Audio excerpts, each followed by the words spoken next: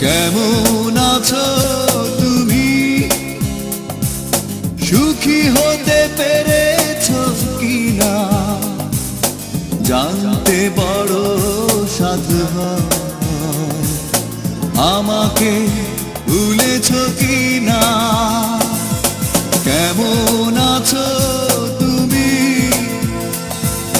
সুখী হতে পেরেছো কিনা জানতে বড় সাধু হয়।